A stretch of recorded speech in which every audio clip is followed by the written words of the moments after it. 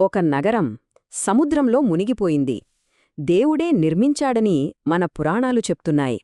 మరి ఇది కేవలం కథ మాత్రమేనా, లేక సముద్రగర్భంలో దాగి ఉన్న నిజమా? ఈరోజు మనం మునిగిపోయిన ద్వారక నగరం వెనుక ఉన్న ఆ రహస్యం గురించే తెలుసుకోబోతున్నా. ఈ కథ మొదలయ్యేదే ఒక పెద్ద ప్రశ్నతో.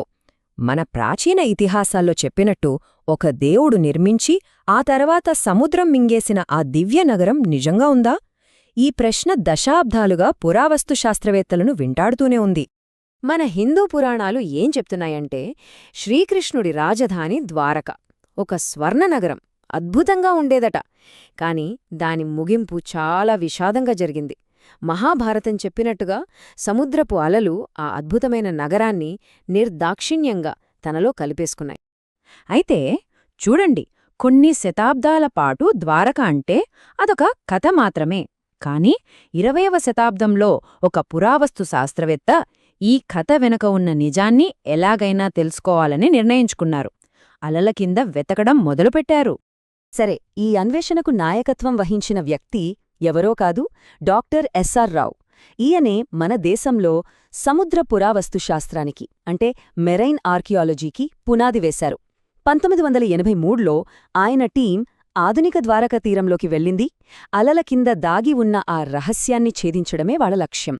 అయితే ఆశ్చర్యకరంగా ఈ టీంకి ఎక్కువ సమయం పట్టలేదు.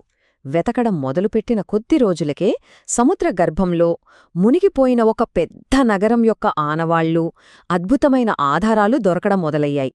వారికేం కనిపించిందంటే, ఒక పటిష్టమైన కోట, చుట్టూ గోడలు, బురుజులతో ఉన్న ఒక పట్టణం యొక్క స్పష్టమైన ఆకృతి.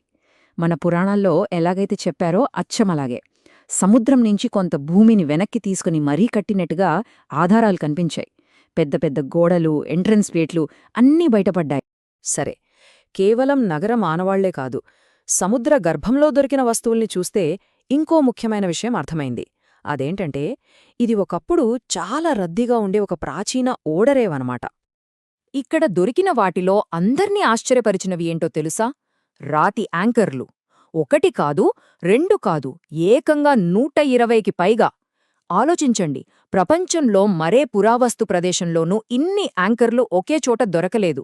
దీన్ని బట్టి ఇదేదో చిన్న ఓడరేవు కాదని, ఒక పెద్ద అంతర్జాతీయ వాణిజ్య కేంద్రమని స్పష్టంగా తెలుస్తోంది. ఇక్కడ దొరికిన యాంకర్లు కూడా రకరకాలుగా ఉన్నాయి. దీన్ని బట్టి ఈ ఓడరేవు చాలా కాలంపాటు, అంటే పల శతాబ్దాలపాటు చాలా యాక్టివ్గా ఉండేదని తెలుస్తోంది.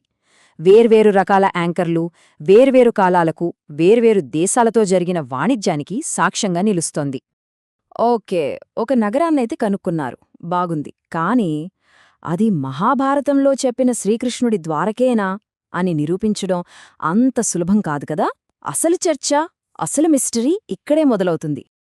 డాక్టర్ రావుగారికి మాత్రం ఒక చిన్న వస్తువు ఈ మొత్తం మిస్టరీకి సమాధానంలా దొరికింది.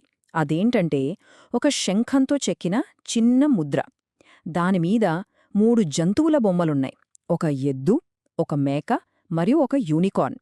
మహాభారతంలో చెప్పినట్టు ద్వారకా నగరంలోకి వెళ్లాలంటే ప్రతి ఒక్కరి దగ్గర ఒక గుర్తింపు చిహ్నం, అంటే ముద్ర ఉండాలి.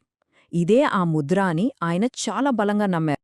సో చూశారు కదా, ఇక్కడే అసలు చిక్కుముడి ఉంది.